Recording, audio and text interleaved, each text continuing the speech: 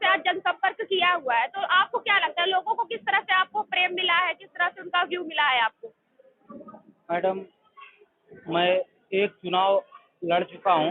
पिछले बार जब मैं चुनाव में आया था तो बहुत कम वक्त था मेरे पास चुनाव के समय।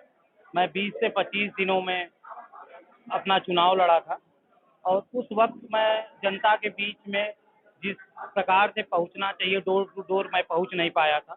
उसके बाद भी जनता ने बहुत उत्साह दिखाते हुए मुझे सेकंड रनर के रूप में मैं रहा। 42 वोटों से मेरा चुनाव पिछला खराब हुआ था। अच्छा सोनू जी, ये बताइए अभी चुनाव में बहुत कम ही दिन बचे हुए हैं, तो आप ऐसे में जनता से क्या वो वादे करना चाहेंगे? मैडम, हमारे लिए तो 10 दिन भी बहुत पर्याप्त दिन है, क्योंकि हमको लगता है कि मैं अपने मोहल्ले में हर घर लगभग 2 से 3 बार हर परिवार में जा चुका हूँ। अगर कोई परिवार छूटा हो, अगर मैं किसी समय जनसंपर्क गया हूँ, कोई मुखिया अपने घर न रहा हो और कोई हमारे विचारों से और मुझसे न मिला हो, तो मैं बस उससे यही अपील करना चाहता हूँ कि आप को कोई भी व्यक्ति हमारे बारे में कोई बात बताए या कोई हमारे बारे में कोई अफवाह फैलाए, तो आप कृपया करके मेरे जो कार्ड जा रहा है, मेरा स्टिकर जा रहा है, मेरा पंपलेट जा रहा है आपके पास मेरा मोबाइल नंबर है। आप एक बार बात करिए मुझसे और मुझसे मिलिए। और अगर आपको मैं एक अच्छे प्रत्याशी और एक मधवापुर के विकास के रूप में काम करने वाला न लगता हूं, तो आपसे मैं वोट का हकदार नहीं हूं। अच्छा, तो सोनू जी ये बताइए, सपा और बीजेपी ने दोनों दोनों ने टिकट महिला को दिया हुआ है, तो ऐसे में आपको क्या लग रहा है, आपकी जीतने के चांसेस कितना है? मैडम, हम लोग एक व्यवस्था में जीते हैं जो सरकारी व्यवस्था है। आरक्षण की व्यवस्था लागू की गई है। जब महिला सीट थी पिछले बार, तो मैंने अपनी पत्नी को चुनाव लड़ाया था और इस बार वो दोनों पुरुष जो एक बार एक महिला लड़ रही हैं, वो यहाँ चुनाव लड़ चुके हैं, उनको जनता ने नकार दिया है, तो वो मैदान में ना आकर के अपने पत्नी को, अपने नाम को छुपा करके अपने पत्नी को आगे किए हुए हैं। दूसरा जो प्रत्याशी है, जो भारतीय जनता पार्टी के प्रत्याशी हैं, उनको जनता के मन में उनके प्रति बहुत ही गुस्सा है और भाजपा के ही लगभग 5 कैंडिडेट यहाँ से चुनाव लड़ रहे हैं। जो भाजपा के लिए ही काम करते हैं, वो 5 कैंडिडेट चुनाव लड़ रहे हैं। अभी से उनका 5वां स्थान फिक्स है और लोग चुनाव जो लड़ रहे हैं वो रनर और विनर के लिए लड़ रहे हैं। उनका तो स्थान पहले से पब्लिक ने फिक्स कर दिया है कि वो 5वें पर ही रहेंगे। अच्छा सोनू जी ये बताइए, आपने जो आज जनसंपर्क किया, जो रैली जिस तरह से आपने निकाली है, तो क्या डेली आप लोगों से जनसंपर्क करेंगे? मैडम, मैं सुबह 6 से 11, 6 बजे घर से निकल जाता हूँ, 11 तक जनसंपर्क करता हूँ। 11 से 5 दोपहर का समय होता है और उस समय मैं पर्सनल घरों में जा कर के मीटिंग करता हूँ। जो भी हमारे लोग होते हैं जो अपने घरों में हमको बुलाते हैं, मैं उनसे मिलने जाता हूँ। उसके बाद 5 से 10 का फिर कार्यक्रम होता है हमारा जनसंपर्क का। मोहल्ले में हम डोर टू डोर कैंपेनिंग चलाते हैं।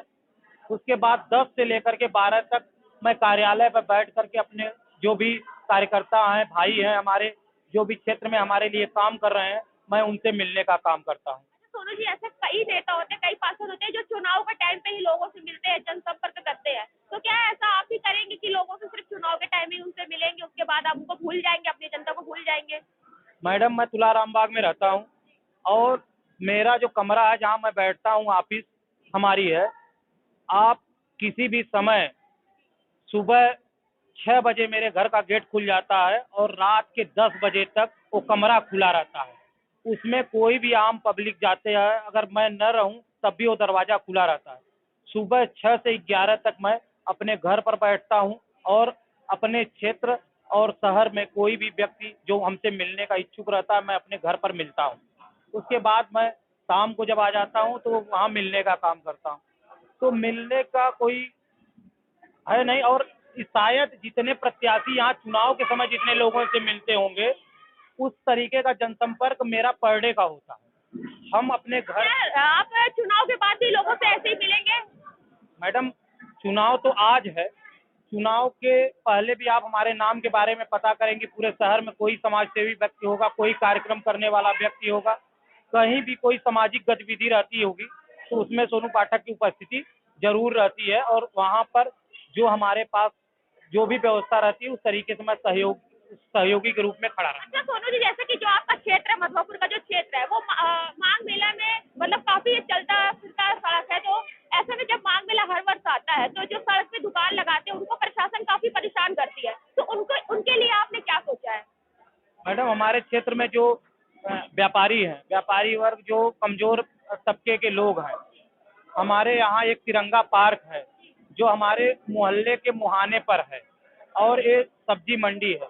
वहाँ पर जब हम पार्षद होंगे तो कोई नगर निगम से ऐसी व्यवस्था कराएंगे कि जो हमारे यहाँ निगम की जमीन खाली पड़ी होगी या सरकार की जमीन होगी, उसमें पक्की गोमती और उनके फल विक्रेताओं के नाम से अलॉटमेंट करा करके उनके देने का काम करेंगे। सोनू जी, जैसा कि 4 तारीख को पार्षद का तो मतदान होगा, उस दिन महापौर का भी मतदान होगा, तो आपको क्या लगता है कि कौन जीतेगा, सपा, बीजेपी या बीएसपी?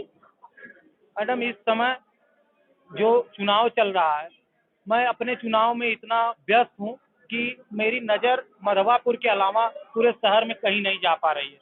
तो ओपिनियन अपनी वही दे सकता है जो पूरे शहर का 100 वार्ड का भ्रमण करे और लोगों से मिले, और हम किसी के बारे में अपनी ओपिनियन बना लें कि ये जीत रहा है, ये हार रहा है, ये मिथ्या होता है और ये एक तरीके की गलतफहमी होगी हमको। अच्छा सोनू जी, जैसे आप चुनाव में इतना व्यस्त रहते हैं, तो आप अपने परिवार को कितना समय दे पाते हैं?